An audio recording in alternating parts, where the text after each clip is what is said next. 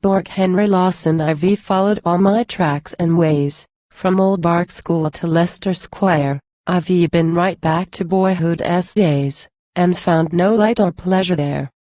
But every dream and every track, and there were many that I knew, they all led on, or they lead back, to Bourke in 91, and 2.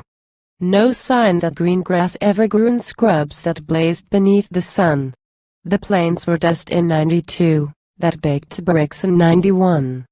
On glaring iron roofs of Bourke, the scorching, blinding sandstorms blew, and there was nothing beautiful in 91 and 92.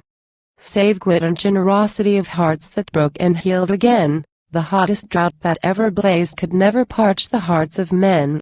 And they were men in spite of all, and they were straight, and they were true. The hat went round at troubleless call, in 91 and 92.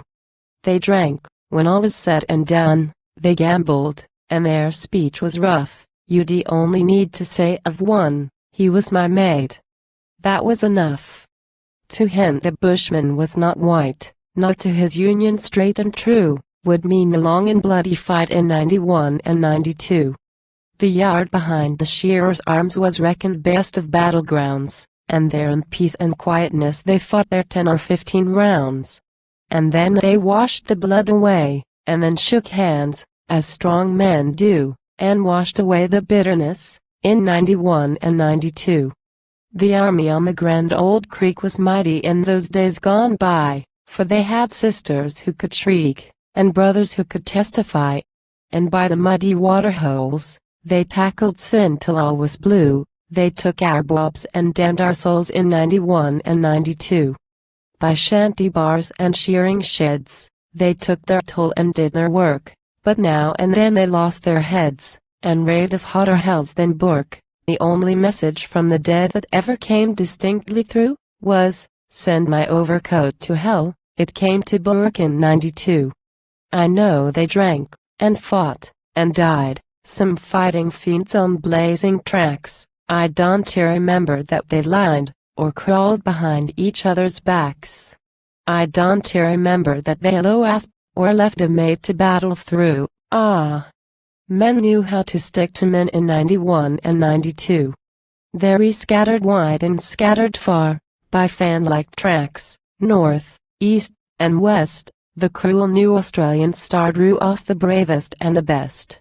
The Cape and Klondike claimed their bones, the streets of London damned a few, and Jingo cursed Australia mourns for 91 and 92. Forever westward in the land, Australians hear, and will not heed, the murmur of the boardroom, and the sure and stealthy steps of greed.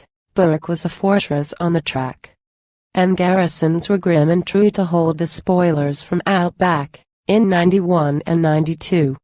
I hear it in the ridges lone, and in the dread drought-stricken wild. I hear at times a woman's moan, the whimper of a hungry child, and, let the cynics say the word, a godless gang, a drunken crew. But these were things I never heard in 91 and 92.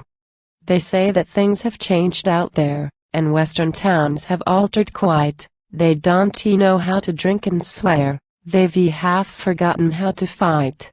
They've almost lost the strength to trust, the faith in mateship to be true, the heart that grew in drought and dust in 91 and 92. We've learned to laugh the bitter laugh since then. We've traveled, you and I. The sneaking little paragraph, the dirty trick, the whispered liar known to us, the little men, whose souls are rotten through and through, we called them scabs and crawlers then, in 91 and 92. And could I roll the summers back, or bring the dead time on again? Or from the grave our worldwide track, call back to Bourke the vanished men, with mind content I'd go to sleep, and leave those mates to judge me true. And leave my name to Bourke to keep, the Bourke of 91 and 2.